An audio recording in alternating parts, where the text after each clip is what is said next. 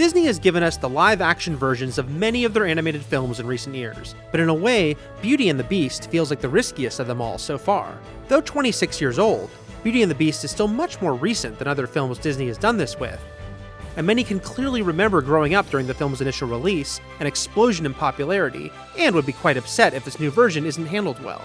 Fortunately, it's handled very well, doing a commendable job of taking the 1991 animated movie and delivering what fans want, while also offering enough tweaks to not feel like a beat-for-beat copy. Let's be clear though, you know exactly what to expect from the storyline here in all the most meaningful ways.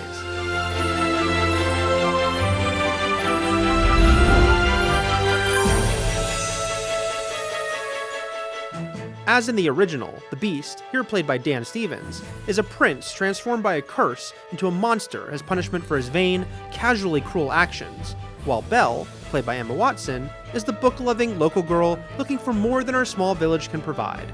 And so begins some imprisonment, unexpected bonding moments, and a love story for the ages. Beauty and the Beast is expertly cast, beginning with the title characters. Watson brings her innate intelligent, thoughtful nature to Belle, while Stevens, balancing the tricky nature of a mocap, CG-enhanced performance, brings the right bitter, yet still soulful feel to the Beast. Also integral to this story, of course, are the staff in the Beast's castle, who have all been transformed into household items by the curse. With top-notch digital effects and the voices of excellent actors like Ewan McGregor, Ian McKellen, and Emma Thompson playing them, these characters vividly come to life. And when she opens the door, give her a dashing debonair smile. Come, come, show me the smile. Oh, my dear.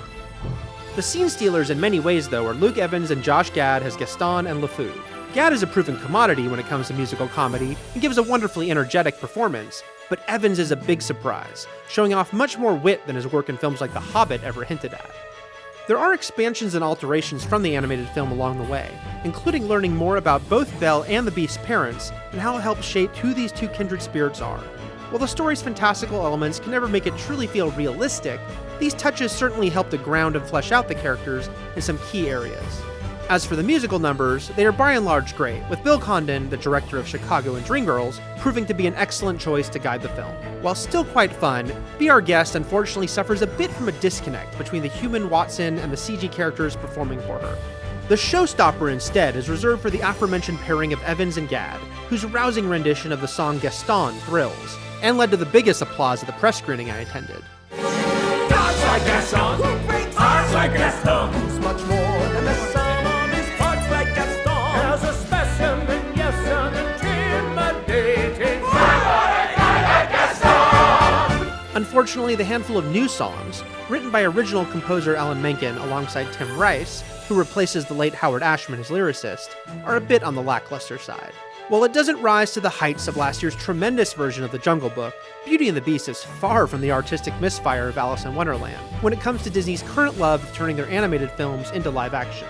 Powered by Bill Condon's direction and terrific performances from a very game cast, it's a lovely film that includes the elements fans of the animated classic would hope to see, while also introducing some new aspects that, by and large, effortlessly fit in with the original story's framework and yet feel appropriate as far as both expanding and grounding the characters and their world. For everything movies and Disney, keep it here at IGN. No, you don't. If the master finds out you violated his orders and fed her, he will blame me. Yes, I will make sure of it. But did you see us stand up to him? I am telling you, this girl is the one. They must fall in love if we are to be human again. And how can they fall in love if she stays in her room? Hey, Chapeau, you missed the spot. You know she'll never love him. A broken clock is right 2 times a day, mon ami, but this is not one of those times. Stand up straight. It's time to sparkle!